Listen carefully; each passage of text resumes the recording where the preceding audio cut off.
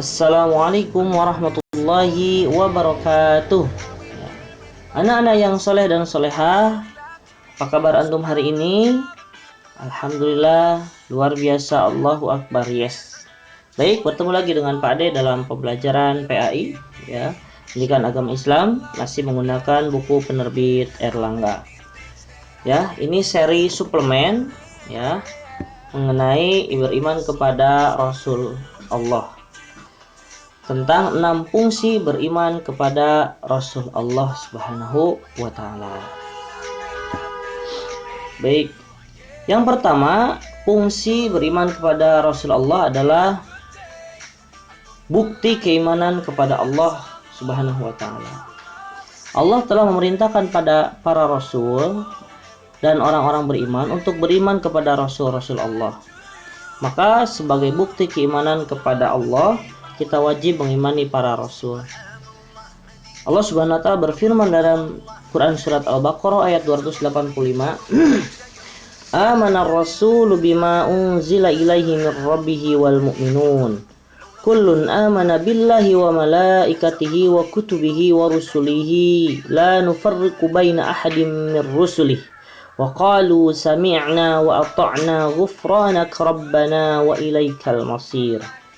Artinya, Rasul telah beriman kepada Al-Quran yang diturunkan kepadanya dari Rabb-nya. Demikian pula orang-orang yang beriman. Semuanya beriman kepada Allah, malaikat-malaikatnya, kitab-kitabnya, dan rasul-rasulnya. Mereka mengatakan, kami tidak membeda-bedakan antara seseorang pun dengan yang lain dari rasul-rasulnya. Dan mereka mengatakan, kami dengar dan kami taat. Mereka berdoa, ampunilah kami, ya Rabb kami, dan kepada engkaulah tempat kembali.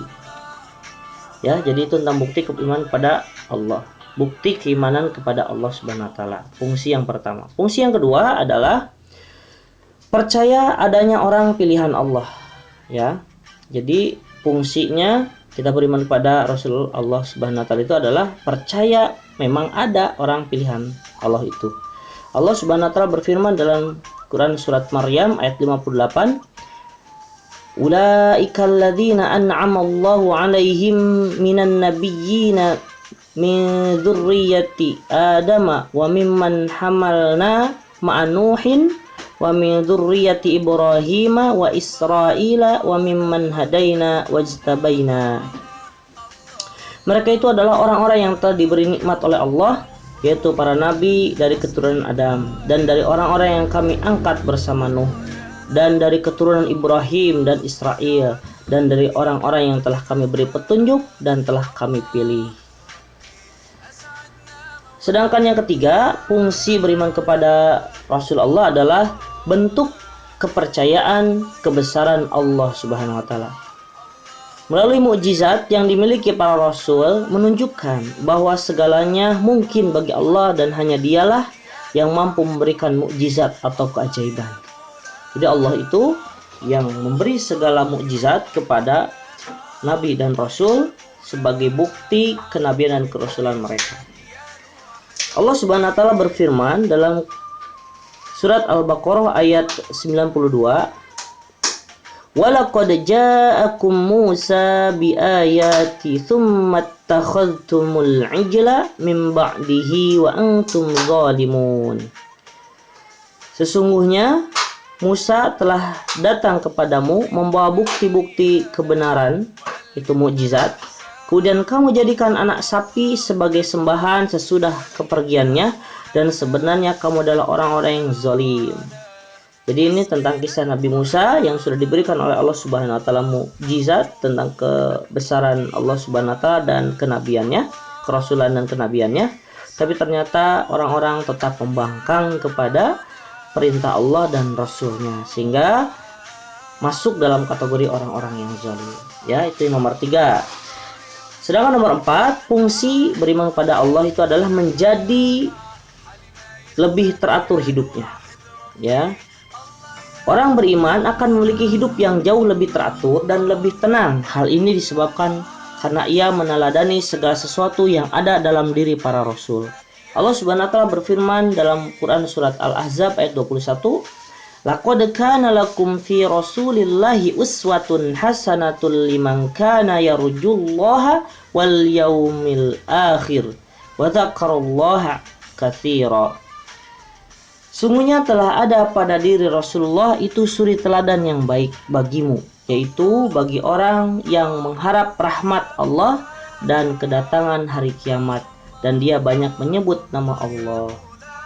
Ya, jadi teratur karena memang Nabi dan Rasul itu adalah uswah, petunjuk, teladan bagi kehidupan kita. Nomor 5, fungsi beriman kepada Rasul Allah adalah terhindar dari dosa. Mereka yang beriman kepada Rasul tentu akan mengikuti ajaran para Rasul, sehingga mereka pun akan terhindar dari berbagai macam dosa. Allah Subhanahu wa taala berfirman, "Falyahdharil ladzina yukhalifuna an amrihi ay tusibahum fitnatun aw yusibahum azabun alim." Maka hendaklah orang-orang yang melanggar perintah Rasul takut akan ditimpa fitnah, cobaan, atau ditimpa azab yang pedih, ya. Dalam Quran surat An-Nur ayat 63. Dan yang terakhir, fungsi beriman kepada Rasul Allah adalah mendapatkan ampunan. Mereka yang beriman kepada Rasul juga akan mendapatkan ampunan atas segala dosa yang pernah dibuat. Allah Subhanahu wa taala berfirman dalam Quran surat Ali Imran ayat 31, "Qul in kuntum tuhibbunallaha fattabi'uni yuhibbukumullahu wa yaghfir lakum dzunubakum wallahu ghafurur rahim." Katakanlah, jika kamu benar-benar mencintai Allah, ikutilah aku, niscaya Allah mencintai kamu dan mengampuni dosa-dosamu, dan Allah Maha Pengampun lagi Maha Penyayang. Jadi kalau kita mengikuti para nabi, berarti kita mengikuti jalan para nabi, dan tentunya jalan para nabi tidak ada yang salah. Selama kita mengikuti jalan para nabi, maka Allah curahi ampunan dalam setiap perbuatan kita, ya. Asal kita memang betul-betul meminta ampun, beristighfar atas dosa-dosa yang kita perbuat. Baik anak-anak yang soleh dan solehah, tugasnya tadi sebutkan 6 fungsi beriman kepada Rasul Allah, ya. Sebutkan saja yang 6 itu, ya, poin-poinnya, kemudian tuliskan di buku tulis, dokumentasikan, dan kirimkan ke grup tugas, ya. Baik anak-anak yang soleh dan soleha, terima kasih atas perhatiannya. Semoga kita semakin mantap keimanannya kepada Rasul Allah Subhanahu wa taala.